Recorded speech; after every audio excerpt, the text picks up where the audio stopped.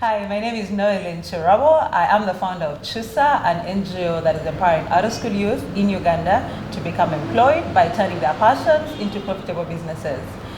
We do that by helping young people identify their talents, their strengths, their skills, and being able to build business models around the things they're passionate about so they can become profitable while providing solutions to their communities.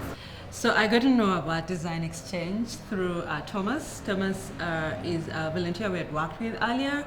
And so when he got home, he was very excited. He's like, there's this program, and what do you think about it? So I was like, give me some more information. And when he talked about branding and marketing, I didn't want to hear all the details. I was already excited because it's a big need for us. It's something that we've been struggling with. And knowing how expensive it is, as a startup, sometimes they're like, yeah, we'll just do with what we have. So just hearing the fact that there are experts that are willing to help, that was almost unbelievable. So I was totally excited. I wanted to be part of it. And being part of the pilot has been awesome, awesome experience. So the importance of bringing in international creatives, personally, I see it as a hook.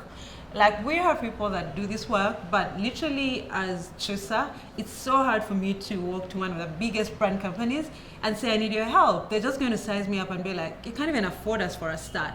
And then when Design Exchange comes and says, we have international creatives coming on board, they definitely want to be on that same table. So what Design Exchange does is to bring players within ecosystems that would probably never have been able to meet, and it all starts with relationships. So it's building the relationship that then we can leverage after that. It's easier for me to walk into a branding company after I've met their MD in a similar meeting and say, okay, can you help us with this? Why? Because there is relationships. So this is, it's like certain groups of people will hear from certain groups of people because they are on that same ground. So being able to link the grassroots to professionals and experts, what we need is that relationship, that first table where we actually get to meet and talk, and Design Exchange is able to do that because it has both people, it's able to link people both at the grassroots, bring them together in this table where they can talk, and then the conversations can continue after that.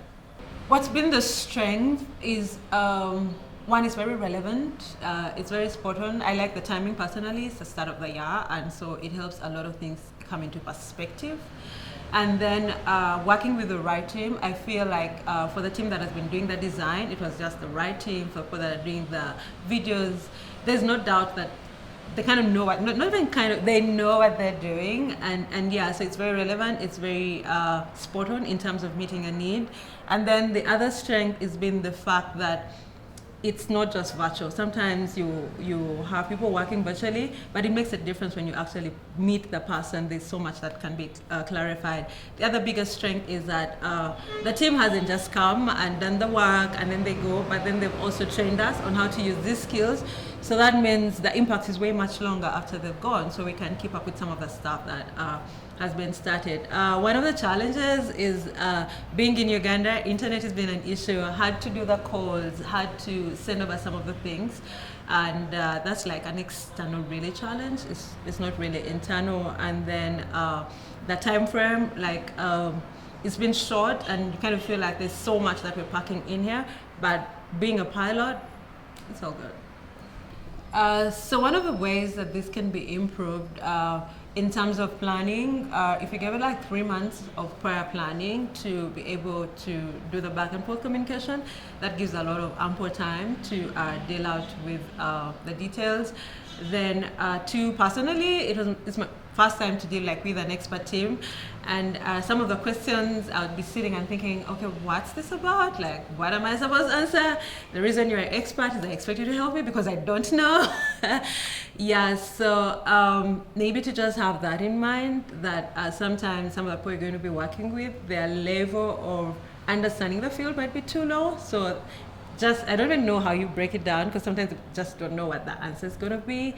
And then in terms of planning the time on the ground, I would think a week of just working on a project would be awesome because that gives a lot more time for the trainings, but also the interactions and then the mastery of the skills. Yeah, that would be part of my suggestion. So I believe the strength of any business or organization is the ability to tell their story because that's how you get people to buy in. That's how you get people to appreciate what you're doing. That's how you increase your scope of influence. And without being able to tell that story, no matter how great the work you're doing, you're limited. So marketing, branding, videos is what helps you tell the story. And unfortunately, not many people know how to tell the story. And then we're living in a technology age, but not many people are leveraging that, especially in developing countries, because yeah, we have the internet, but you just don't know how to get there. So what this does is to help organizations, is to help companies bridge the gap, be able to leverage technology, be able to leverage all these apps that are available, and being able to make use of them to tell their stories. One, to show great work that is being done out there, but also to outsource partners. Like in some places you have people that have the money but can't find the people that need it. And so how do we build that bridge? Technology, marketing, branding is what helps us do that. So the need is huge for developing countries. Why? Because we have a few experts and that makes them very expensive, but this is a huge entrepreneurial ecosystem. We have so many startups, we have so many businesses doing amazing things, amazing solutions, and all they need is a bridge to reach their next bigger clients, to reach their next bigger partners, and this is what this is all about. It's building that bridge and, reducing that, gap or divide in between that.